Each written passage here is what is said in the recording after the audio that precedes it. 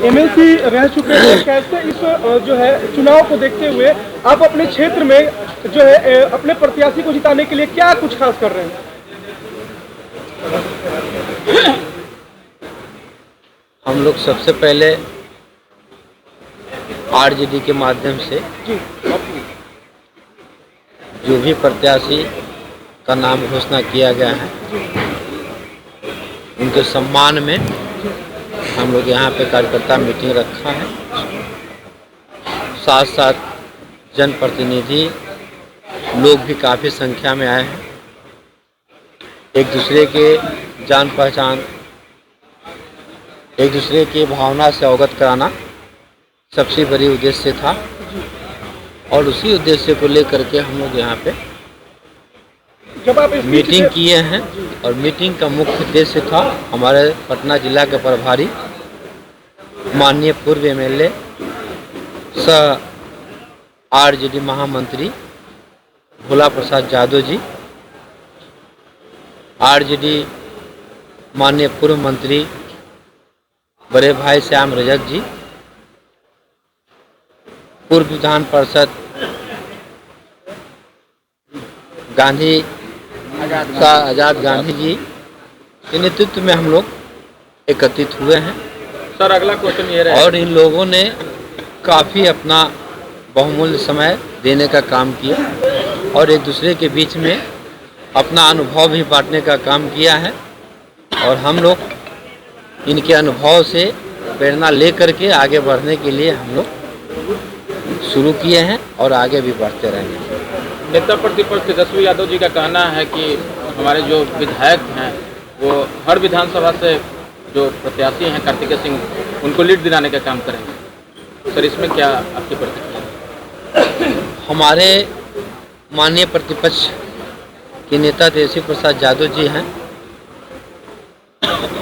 उनका जो सोच है काफ़ी उन्नतिशील है।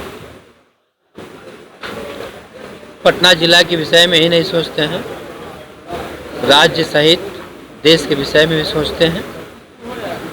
काफ़ी अनुभवी भी हैं। अपने पिता माननीय श्री लाल प्रसाद यादव जी से उन्होंने भी प्रेरणा लिया है, माता जी से भी प्रेरणा लिया है। इन सारी बातों को लेकर के काफ़ी अनुभवी हो चुके हैं। जो सोच है उनका, जो उनका कहना है, उसमें कहीं कोई दो राय नहीं है। हम लोग सारे कार्यकर्ता मिल करके चाहेंगे कि उनका जो सोच है उन पर खरा उतरे। जब अभी आप स्पीच दे रहे थे तो उसका जब आपने बोला कि BYM, उसका मुख्य उद्देश्य क्या है, उसका मतलब क्या है? आप सभी जानते हैं कि पहले आरजेडी को लोग बदनाम किया करते थे। ये MY समीकरण का है, यादव और मुस्लिम का, लेकिन ये बदनाम की समय था। आप पूर्व में भी देखा जाए, जब 90 से हम लोग आए थे तो उस वक्त भी BMY का हम लोग का समीकरण था, उस वक्त भी A to Z का समीकरण था और आज भी A to Z का समीकरण हम लोग लेकर के चल रहे हैं। कुछ लोग का कहना है कि भूमिहार समाज के लोग जो हैं वोट नहीं दिया करते हैं। हम उसी उद्देश्य को लेकर के पटल पर रखे। हम नेता नहीं हैं, हम साफ साफ बोलते हैं। किन्हीं या किसी भी भाई बंधु को मन में अगर कहीं खटक है, भूमिहार समाज या यादव समाज या मुस्लिम समाज या सिख ईसाई जो एक दूसरे के बीच में वैमनस्यता जो फैलाने का काम जो करते हैं, हम उसको मन से निकालने के उद्देश्य से इस बात को हमने कहा है।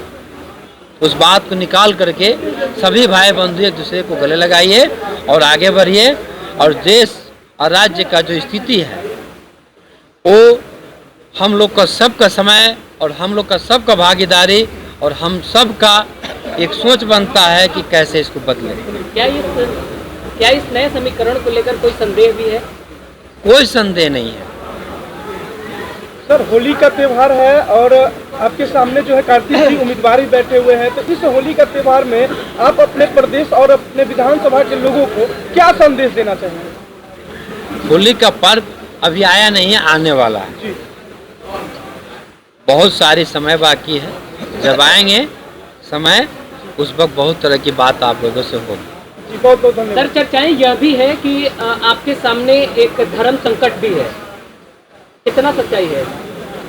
कैसा धर्म संकट बताया जाए? चुनाव के मद्देनजर अब माना ऐसा जा रहा है कि आपके समय में लल्लू मुखिया ने आपको सपोर्ट किया था, अब बैकडोर से आपको बहुत ज्यादा सपोर्ट दिया गया था, अब वो निर्दलीय चुनौती पेश कर रहे हैं, आप फिर इधर पार्टी एक तरफ और कल तक हम निर्दलीय थे, आज हम पार्टी से बंध चुके हैं। पार्टी के कार्यकर्ता हैं, पार्टी के सिपाही हैं।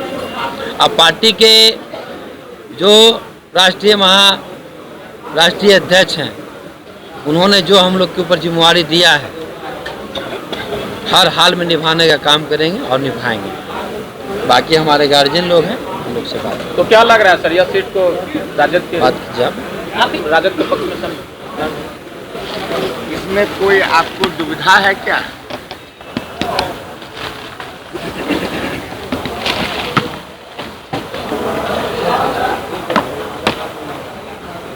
सर, जो ये पटना जिला का आरजेडी का जो सीट है, उसमें बहुत सी हामियां भरी जा रही है। बहुत लोगों का कहना है कि ये जो सीट है इसमें कंफर्म नहीं किया जा सकता है, 50-50 का चांस रहेगा। देखिए, जब तक उम्मीदवार की घोषणा नहीं हुई थी जी तब तक कई लोग अपनी उम्मीदवारी दे रहे थे।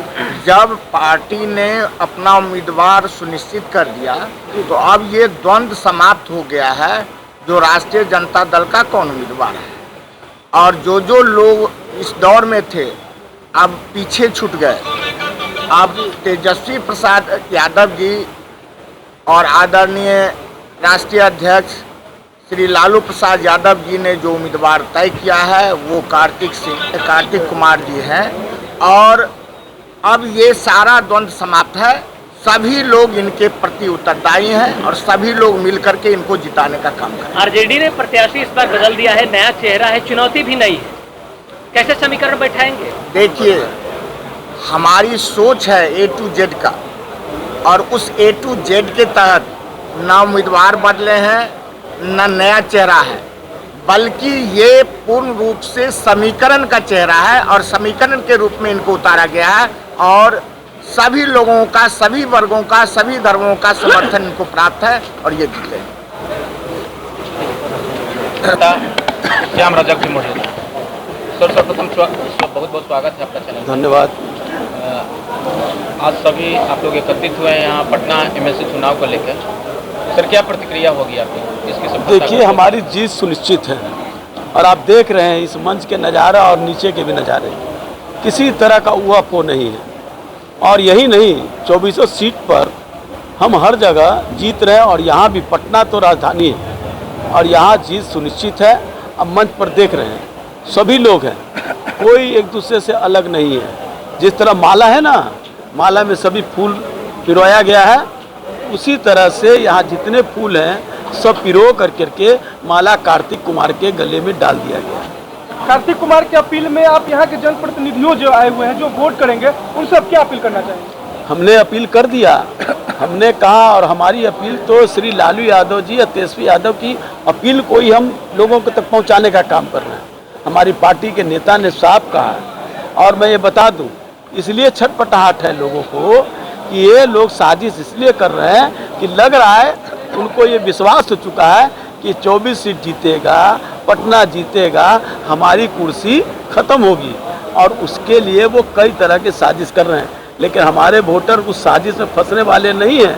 हमारे वोटर यूनाइट हैं, इंटैक्ट हैं, और कार्तिक कुमार की जीत सुनिश्चित होगी। चर्चा यह भी है कि पार्टी के कई कदावर सिपाही जो है वो टिकट बंटवारे को लेकर नाराज चल रहे हैं। हमारे यहाँ कोई नाराजगी नहीं होती है। भोला जी ने कहा कि पार्टी, हमारी लोकतांत्रिक पार्टी है, पार्टी में बहस होती है, चर्चाएं होती है, लोग अपनी अपनी बात कहते हैं, लेकिन फिर उसके बाद निर्णय जब होता है उसको सब लोग पूरे रूप से स्वीकार करते हैं। यही हमारी पार्टी की खूबसूरती है। जी बहुत बहुत धन्यवाद।